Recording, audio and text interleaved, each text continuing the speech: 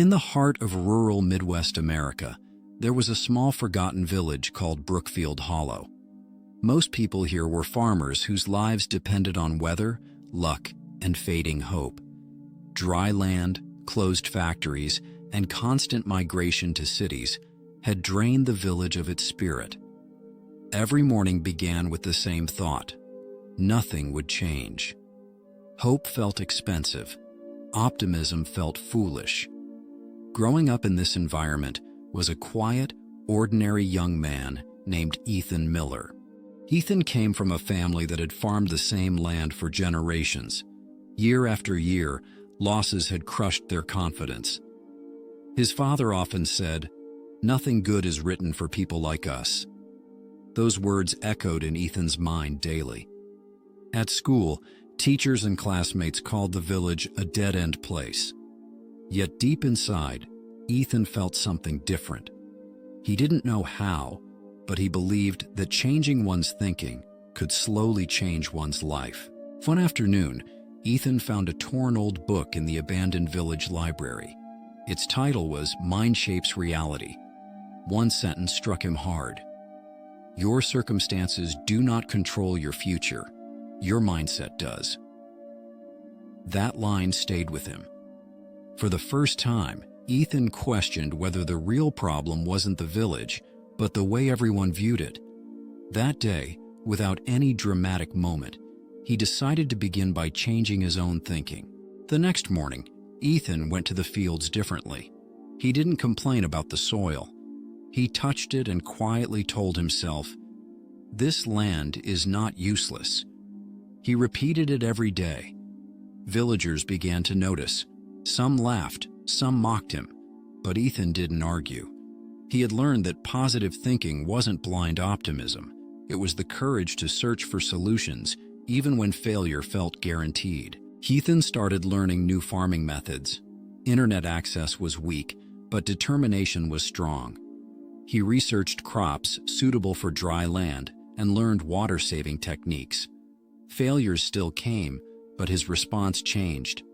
Instead of giving up, he said, "This isn't the end, it's a lesson." That mindset slowly separated him from others. He wasn't winning yet, but he wasn't broken anymore. Older farmers dismissed his ideas. "We've tried everything," they said. Ethan didn't debate them. He focused on work. After 1 year, his land produced a small but healthy harvest. It wasn't impressive, but it was alive.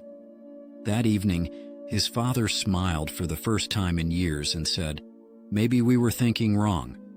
It was a small victory, but one that carried deep meaning. Ethan's mindset began influencing others. A few young farmers approached him for advice. He always said the same thing: "Change how you think before you change how you work." Every Sunday, he hosted small gatherings. Not motivational speeches, just honest conversations about fear, failure, and persistence. Slowly, complaints turned into problem-solving. The village began speaking differently. One unexpected day, government officials visited Brookfield Hollow. That had never happened before. They noticed experimentation, collaboration, and learning. The village received a small development grant. It wasn't just money, it was recognition. And that recognition came from positive thinking. People realized opportunities had always existed. They simply couldn't see them through negative beliefs. Mornings in Brookfield Hollow felt different now. People no longer blamed the weather first. They made plans. Children at school said, "I won't run to the city. I'll build something here." This shift wasn't magic. It was the result of daily mindset changes. Ethan wasn't a hero. He had become an example. One night, Ethan sat alone under a clear sky. He wondered how his life would have turned out if he had never read that book. He realized positive thinking wasn't about miracles. It was about holding a small light in the dark.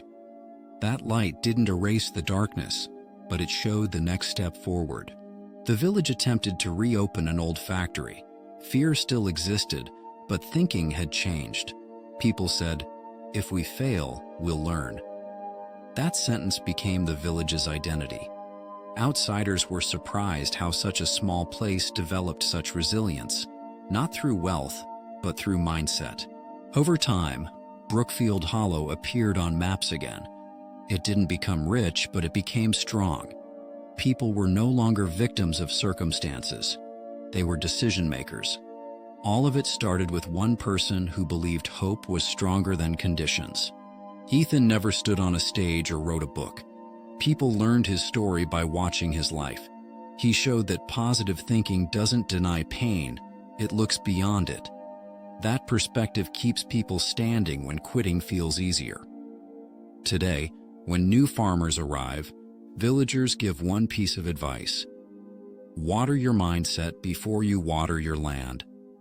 That sentence is painted on a wall, not as a quote, but as a lived truth.